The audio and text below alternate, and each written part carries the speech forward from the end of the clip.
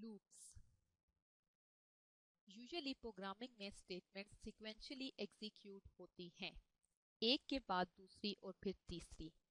अगर हम किसी ब्लॉक ऑफ कोड या स्टेटमेंट को एक दफ़ा से ज़्यादा एग्जीक्यूट करवाना चाहते हैं तो बार बार लिखने की बजाय हम लूपिंग टेक्निक यूज़ करते हैं।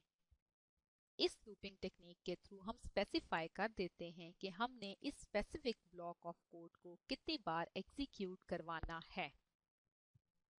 लूपिंग स्ट्रक्चर भी किसी हद तक कंडीशनल स्टेटमेंट से सिमिलर है।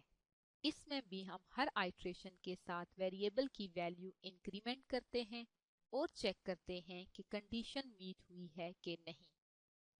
कुछ कॉमन टाइप्स के लूप जो पाइथन में यूज होते हैं वो व्हाइल, फॉर और नेस्टेड लूप्स हैं। For loop.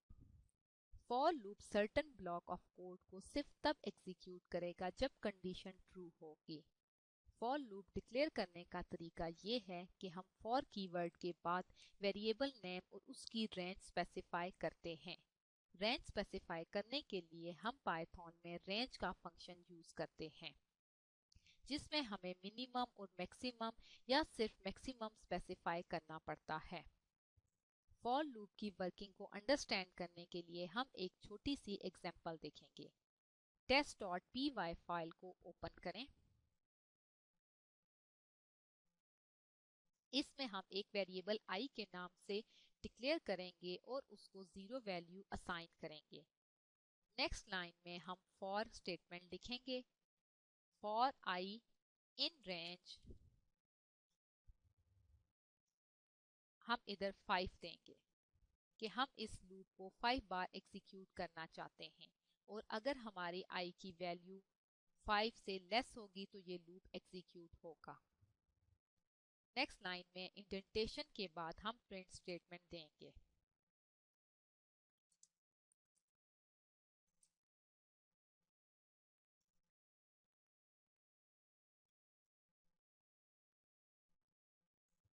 अब आप इस कोड को सेव करें और test.py फाइल को पाइथन शेल में रन करें।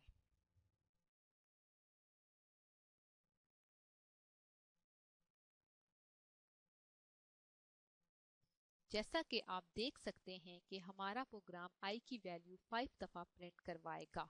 Value of i is 0, value of i is 1, value of i is 2, value of i is 3 and value of i is 4। Python में फॉर लूप्स की काफी variation हैं।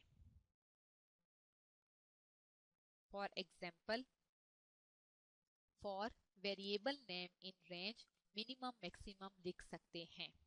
इसके अलावा हम for variable name in range minimum maximum और step लिखते हैं, जहाँ पे स्टेप जो है वो डिफरेंस होता है between each number in sequence. अगर हम लिखें for i in range 2 6 then print i तो इस प्रोग्राम का आउटपुट होगा 2 3 4 5।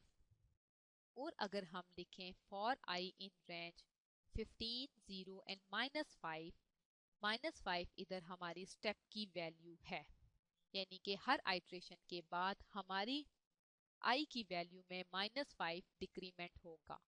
अब इस प्रोग्राम का आउटपुट होगा 15 10 and 5।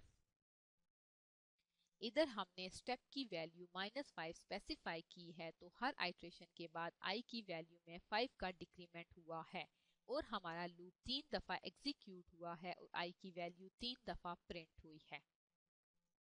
Nested loop. Nested loop का कॉन्सेप्ट भी सिंपल लूप जैसा ही है, सिर्फ डिफरेंस ये है कि अगर हम एक लूप की बॉडी में कोई और लूप डिफाइन करें तो उस कॉन्सेप्ट को नेस्टेड लूप कहते हैं। अगर हम मल्टी डायमेंशनल एरे पे कुछ ऑपरेशंस परफॉर्म करना चाह रहे हैं तो उस सूरत में हम नेस्टेड लूप का यूज करते हैं। While loop.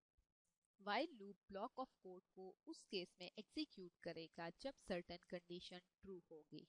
व्हाइल लूप का सिंटेक्स ये है कि व्हाइल कीवर्ड के बाद हम कंडीशन और फिर कॉलन के बाद ब्लॉक ऑफ कोड और स्टेटमेंट्स जो हम एग्जीक्यूट करवाना चाहते हैं मेंशन करते हैं।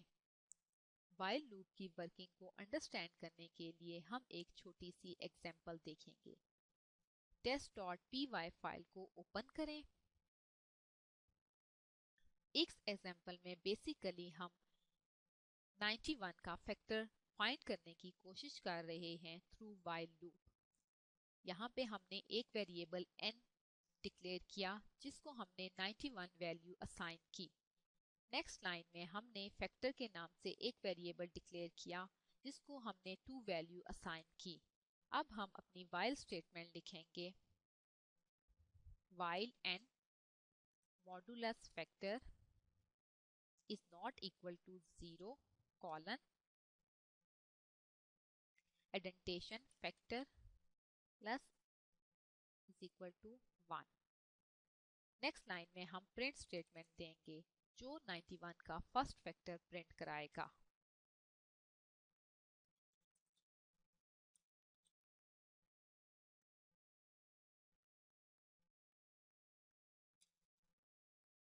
अब आप इस कोड को सेव करें और test.py फाइल को पाइथन शेल में एग्जीक्यूट करें।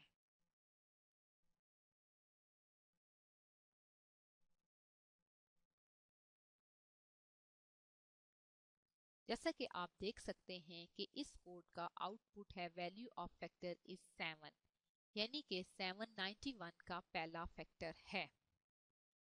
इस लेक्चर में हमने पाइथन के कुछ बेसिक कॉन्सेप्ट्स को इंट्रोड्यूस करवाया। अगले लेक्चर्स में हम इसके कुछ एडवांस कॉन्सेप्ट्स को स्टडी करेंगे। टिल देन, अल्लाह हाफ़िज़।